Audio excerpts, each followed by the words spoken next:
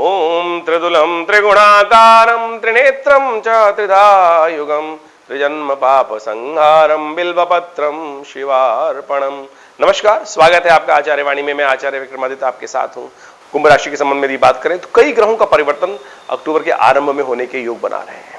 मकर विशेष तौर पर यदि समझें, सबसे पहले मंगल का परिवर्तन बहुत महत्वपूर्ण है। मंगल राशि परिवर्तन करेंगे, अस्त स्थिति में चल रहे हैं। मंगल पराक्रम के मालिक होते हैं और आपकी राशि के अनुसार से यदि हम बात करें तो आपके राज्य स्वाम के मालिक हैं, साथ साथ आपकी राशि के अनुसार से पराक्रम तृतीय भाव के भी मालिक हैं। और उनका ये राशि परिवर्तन भाग्य में जाना बड़ा महत्वपूर्ण रहेगा आपके लिए। आपके संपर्कों में कुछ इजाफा होने के योग दिखाई देंगे कई प्रकार से, लेकिन आपको हिम्मत करनी पड़ेगी क्योंकि मंगल इस वक्त अस्त चल रहे हैं। वो सारी बातें हम आपको बताएंगे। इसके साथ साथ बुध भी राशि परिवर्तन का योग बना रहे हैं। बुध अपने घर यानी अब कन्या राशि में जा रहे हैं, लेकिन कुछ ही दिनों में वो अस्त भी हो जाएंगे। वहीं शुक्र का परिवर्तन भी होने के योग बन रहे हैं और वो आपके लिए बड़ा महत्वपूर्ण रहेगा। इन सारे ग्रहों के परिवर्तन का प्रभाव आपके जीवन में आपकी राशि के अनुसार से क्या पड़ने के योग बनाई दिखते हैं, वो आपको अवश्य पहचान लेना चाहिए। साथ साथ श्राद्ध भी चल रहे हैं अक्टूबर के। यदि आरंभ काल की हम बात करें तो कई श्राद्ध आएंगे।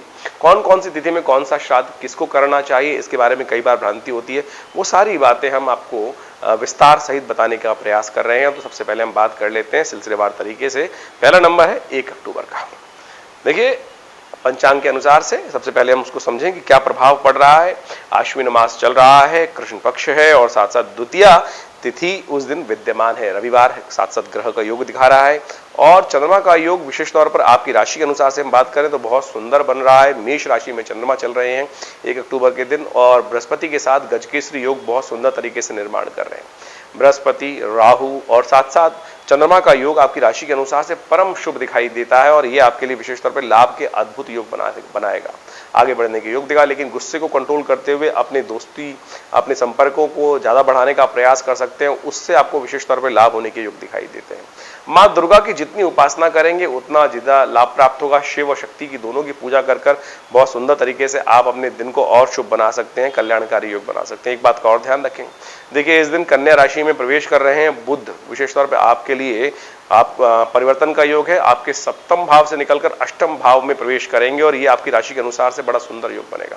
साथ साथ शुक्र भी सिंह राशि में प्रवेश कर रहे हैं, छठे भाव से आकर यदि ग्रहों का परिवर्तन जो हो रहा है वो आपके लिए सप्तम भाव में शुक्र प्रवेश कर रहे हैं, ये आपके लिए और शुभ होने के योग बना सकते हैं। तो ऐसे में आपके लिए आने वाला समय शुभ हो सकता है। तृतीया का श्राद्ध, जिनका शरीर पूरा तृतीया के दिन हुआ अपने आपके पूर्वजों का, उनका श्राद्ध इस दिन करना प्रशस्त रहेगा क्योंकि उदयातिथि तौर पे तृतीया विद्यमान है और बहुत सुंदर द्वितीया रहेगी।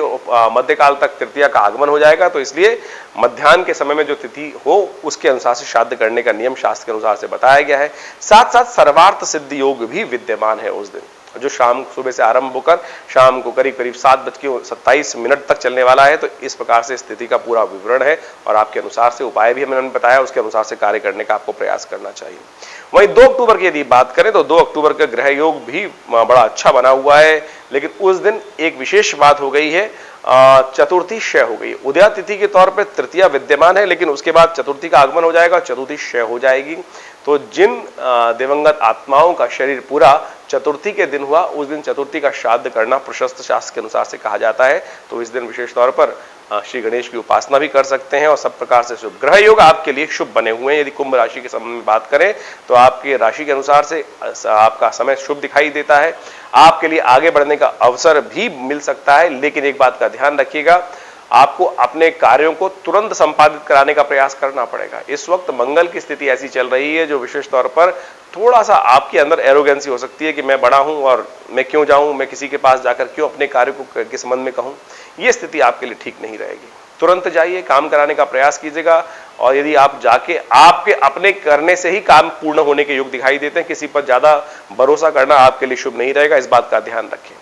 देखिए, सोमवार का अवसर है, श्री गणेश की आराधना करें। श्री गणेश चतुर्थी भी है इस दिन, विशेष तौर पे चतुर्थी का योग बन रहा है, तो गणेश जी की आराधना करें। गणेश जी के निमित्त एक दूर्वा का अंकुर लेकर भगवान को अर्पित करें, पीला पुष्प भगवान को अर्पित करें, कल्याणकारी योग बनेंगे। चतुर्थी का श्राद्ध जैसा हमने कहा उस दिन किया जाएगा, तो आप आनंद पूर्वक ब्राह्मणों को भोजन कराएं, तर्पण करें। इससे पितृ के संबंधों में भी कष्ट दूर होने के योग बन सकते हैं। वहीं बात कर लेते हैं 3 अक्टूबर की। 3 अक्टूबर का दिन मंगलवार का अवसर है और साथ साथ पंचमी तिथि विद्यमान है। देखिए, इस दिन ग्रहों का योगा योग बहुत वृहद रूप से समझना चाहिए आपको, बहुत बढ़िया रूप से समझने का प्रयास करना चाहिए। मंगल परिवर्तन की तरफ जा रहे हैं। आपकी राशि के अनुसार से मंगल अष्टम भाव से निकलकर भाग्य में जाने का प्रयास कर रहे हैं। भाग्य में जाकर बैठ जाएंगे मंगल, और करीब करीब शाम को 5:27 के आसपास की ये योग बनेगा। लेकिन मंगल अस्त अवस्था में है। देखिए, मंगल की अस्त अवस्था थोड़ी सी कष्टदायी हो सकती है। जितना शुभ उनको करना चाहिए था वो नहीं कर पाएंगे, शक्ति से हीन है इस वक्त। मंगल का अस्त होना यानी ग्रह सूर्य के बिल्कुल सन्निकट आ रहे हैं और उसके कारण से मंगल अस्त हो गए हैं। ऐसे में ग्रह को ताकत देने की आवश्यकता है, उसके द्वारा कल्याण के योग बन सकते हैं। देखिए, अब क्या किया जाए, आपको एक बात समझ लेनी चाहिए। सबसे शुभ ये रहेगा कि हनुमान जी की आराधना करें, सुंदरकांड का पाठ करें। और हमने आश्रम पर भी इस ग्रह के परिवर्तन को देखते हुए सुंदर तरीके से सुंदरकांड का सुंदर पाठ रखा है। आप भी उसमें सम्मिलित हो सकते हैं। हनुमान जी को सुंदर तरीके से पाठ रहेगा सुंदरकांड का, हनुमान जी के कथाओं का श्रवण कर सकते हैं और सुंदर तरीके से ब्राह्मण भोजन इत्यादि समस्त प्रकार की सुंदर व्यवस्था, हनुमान जी को चोला चढ़ाने की सुंदर कार्यक्रम हमने अपने आश्रम पे भी रखा है। इसमें आप भी सम्मिलित हो सकते हैं। अपने नाम से सुंदर पूजा पाठ कर कर भगवान की कृपा का सुंदर रास्ता बना सकते हैं। एक बात और, ग्रहों का योगा योग चल रहा है। इस दिन कन्या राशि में बुध जो चल रहे हैं वो अस्त होने के योग बना रहे हैं। सुबह 9:37 पर बुध अस्त हो जाएंगे। ये आपके लिए थोड़ा सा कष्ट का योग बन सकता है। ऐसे में थोड़ी सी आपकी ऑर्गेनाइजिंग कैपेसिटी में कमी आने के योग बन सकते हैं। कन्या पूजन करें और विशेष तौर पर गऊ को पालक इत्यादि दें, ये आपके लिए बहुत अच्छा रहेगा। इससे बुध को शक्ति मिलने के योग बनेंगे, क्योंकि बुध सूर्य के साथ आ गए हैं उसी राशि में और अब बुध अस्त होने के योग बना रहे हैं। तो 12 अंश के आसपास रहते हैं जब बुध अस्त हो जाते हैं सूर्य के पास। और ऐसे में सर्वार्थ सिद्ध योग भी विद्यमान है, जो सुबह सूर्य उदय के साथ साथ आरंभ होगा, शाम को 6 बजे के आसपास तक विद्यमान रहेगा। तो आपसे इस प्रकार का हम बात रख रहे हैं। जो सुंदरकांड का कार्यक्रम विवेकानंद योगाश्रम में रखा गया है उसमें आप भी सम्मिलित हो सकते हैं। सादर आप आमंत्रित हैं और अपने नाम से भी पूजा कराने की सुंदर व्यवस्था बना सकते हैं। हनुमान जी की आराधना, हनुमान चालीसा का पाठ, सुंदर व्यवस्था आश्रम पे है। नंबर स्क्रीन पे चल रहे हैं, उन पे आप संपर्क साध कर समस्त प्रकार से व्यवस्था का पालन करते हुए इसमें सम्मिलित हो सकते हैं। 4 अक्टूबर का ग्रह का योगा योग दिखाता है कि उस दिन बुधवार का अवसर, षष्ठी तिथि, आश्विन मास की षष्ठी तिथि और षष्ठी का श्राद्ध ही उस दिन करने का शास्त्र में सुंदर व्यवस्था बनती दिखाई दे रही है। ग्रहों का योगा योग चंद्रमा परिवर्तन के साथ साथ जो योग बना रहे हैं वो थोड़े खर्चे ज्यादा बढ़ा सकते हैं।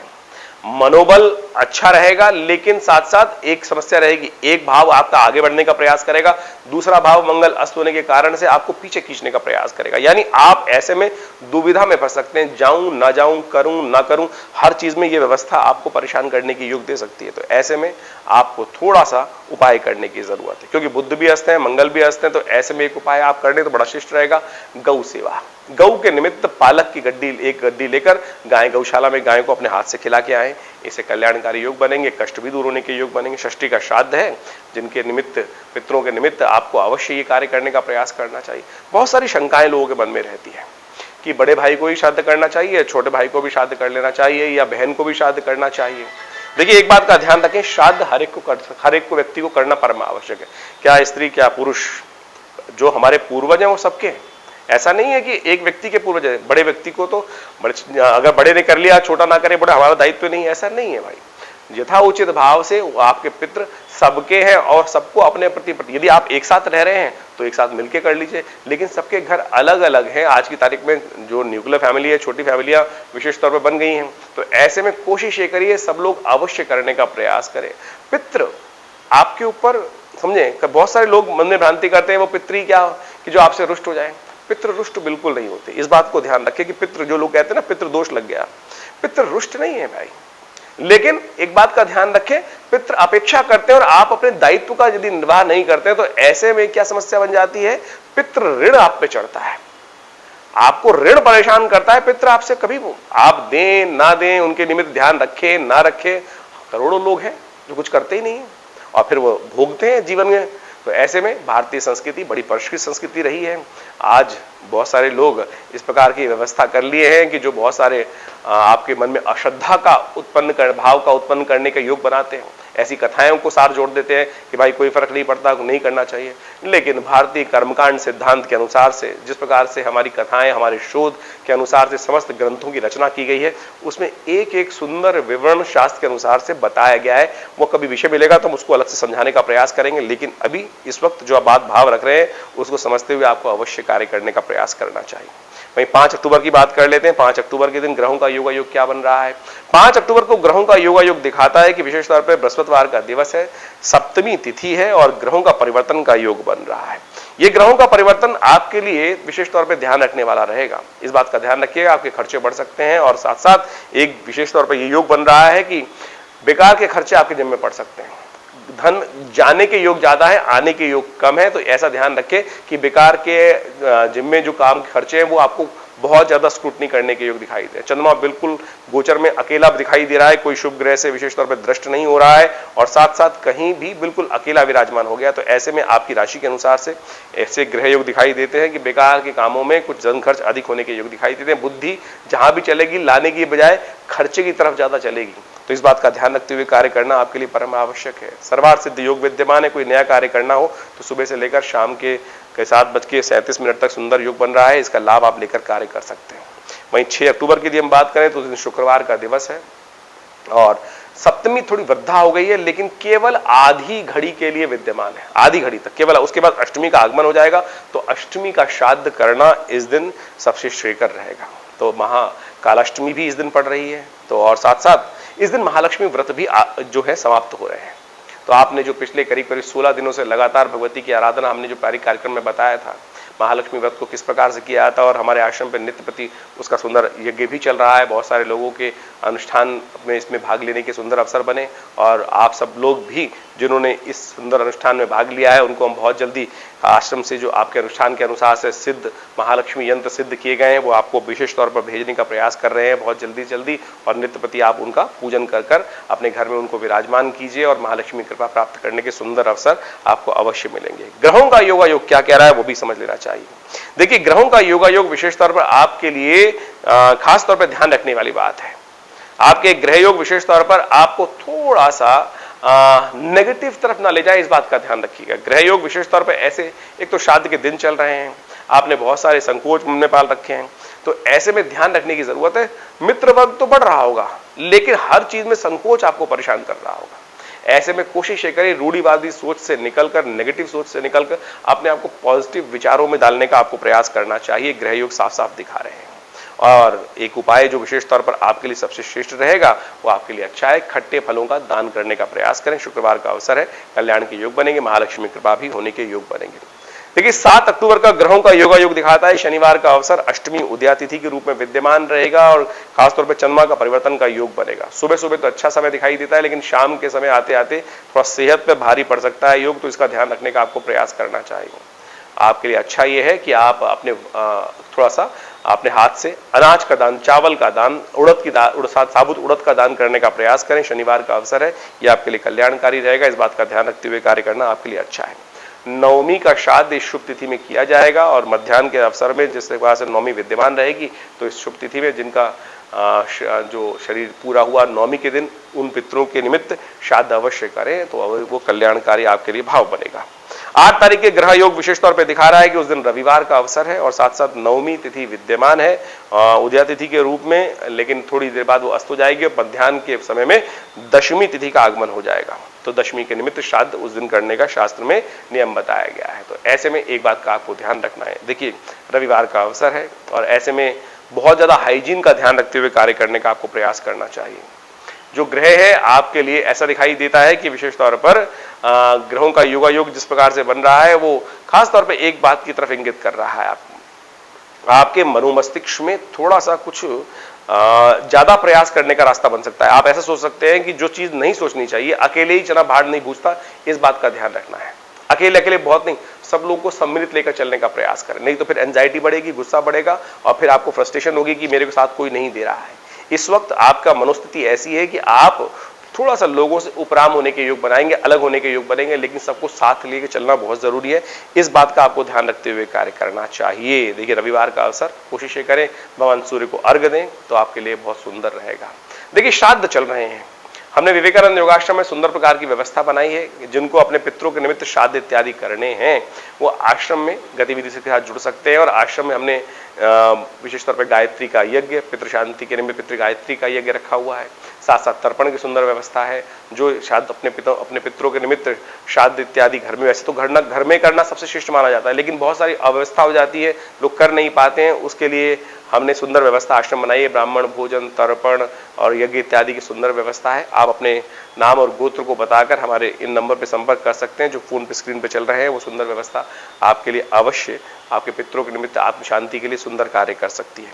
9 अक्टूबर के लिए यदि हम बात करें तो उस दिन सोमवार का अवसर और दशमी तिथि विशेष तौर पर विद्यमान है। उदय तिथि के तौर पर बात कर लेते हैं। और ग्रहों का परिवर्तन का योग, सुबह सुबह चंद्रमा महाराज परिवर्तन करके 5:44 पर सिंह राशि में प्रवेश कर गए हैं। वो आपके लिए बहुत अच्छा योग बना रहे हैं। और साथ साथ बृहस्पति से दृष्ट हैं, शुक्र के साथ आ गए हैं। तो ऐसे में ये ग्रह का योग आपके लिए बहुत सुंदर रहेगा। नए विचार आपके मन में आ सकते हैं। उन विचारों को आपको तवज्जो देने की जरूरत है, उन पर ध्यान देने की जरूरत है। ये आपके लिए बहुत लाभ के योग बना सकते हैं। तो इस बात का ध्यान रखते हुए कार्य करने की आपके लिए जरूरत दिखाई देती है। एकादशी का श्राद्ध इस दिन किया जाएगा। तो जिनका शरीर पूरा एकादशी के दिन हुआ पितरों के निमित्त, उनको विशेष तौर पर उनके निमित्त तर्पण इत्यादि अवश्य आप करें। स्थिति में करें, मध्याह्न काल में करें। इस दिन भद्रा विद्यमान है जो सुबह से रात से चलती आ रही है और करीब करीब दोपहर को 12:36 तक रहेगी। तो इस समय में नया कार्य, नया विचार, नया करना आपके लिए हानिकारक हो सकता है। नए प्रोजेक्ट में हाथ डालना, तो 12:36 का इंतजार करें। उसके बाद इन सब कार्यों की तरफ जा सकते हैं, वो आपके लिए अच्छा रहेगा। वहीं 10 अक्टूबर की यदि हम बात करें तो उस दिन मंगलवार का अवसर है और उस दिन एकादशी तिथि उदया तिथि के विद्यमान है। और इस एकादशी को बेहद खास कहा गया। इंदिरा एकादशी विशेष तौर पे इस तिथि को माना जाता है। इस दिन श्राद्ध नहीं रहेगा, क्योंकि इस दिन जो एकादशी का श्राद्ध तो पूर्व में हो गया। अगले दिन द्वादशी का श्राद्ध रहेगा। द्वादशी का श्राद्ध विशेष तौर पर 11 तारीख को रहेगा। 10 तारीख को कोई श्राद्ध शास्त्र के अनुसार से तिथि के निर्णय के हिसाब से नहीं बनता है। तो इस बात का आप ध्यान रखते हुए कार्य करें। तो एकादशी का श्राद्ध तो कल था, 9 तारीख को था, और द्वादशी का श्राद्ध 11 तारीख को है। ग्रहों का योगायोग आपके बहुत अनुकूल बना हुआ है। आगे बढ़ने का मार्ग प्रशस्त कर रहा है। बहुत सुंदर तरीके से आप आगे बढ़ने का कार्य कर सकते हैं और बहुत सारे लोगों से नए संपर्क होने के साधन आपको बनते दिखाई दे रहे हैं। तो इस प्रकार से आप समस्त चीजों को समझते हुए यदि कार्य करेंगे तो बहुत सुंदर तरीके से आपको लाभ होने के योग बनेंगे। जैसा हमने आपको बहुत सारी व्यवस्थाएं बताने का प्रयास किया, जैसे श्राद्ध के यज्ञ चल रहे हैं, श्राद्ध के निमित्त सुंदर व्यवस्था आश्रम में विद्यमान है। पितरों के निमित्त यज्ञ कराना, पितरों के निमित्त तर्पण करना, पितरों के निमित्त ब्राह्मण भोजन इत्यादि की व्यवस्था हमने आश्रम पर बहुत सुंदर तरीके से रखी है। आप सब लोग जो अपने घर पे नहीं कर पा रहे हैं किसी कारणवश, आश्रम की इस व्यवस्था का लाभ ले सकते हैं। फोन नंबर्स आपके सामने स्क्रीन पर चल रहे हैं और वो आपको कल्याणकारी योग बना सकते हैं। हमारा आश्रम दिल्ली में विवेकानंद योग आश्रम है। दिल्ली में बहुत बड़ा संस्थान है। पिछले करीब 70 सालों से कार्य कर रहा है। 1960 के दशक से ये आश्रम बना हुआ है। हमारे पिता आचार्य श्री केशवदेव जी महाराज के सानिध्य में ये आश्रम स्टैब्लिश हुआ और यहाँ बहुत सारे समाज की सेवा के कार्य किए जाते हैं। बहुत सारे सेवा भाव रखे जाते हैं।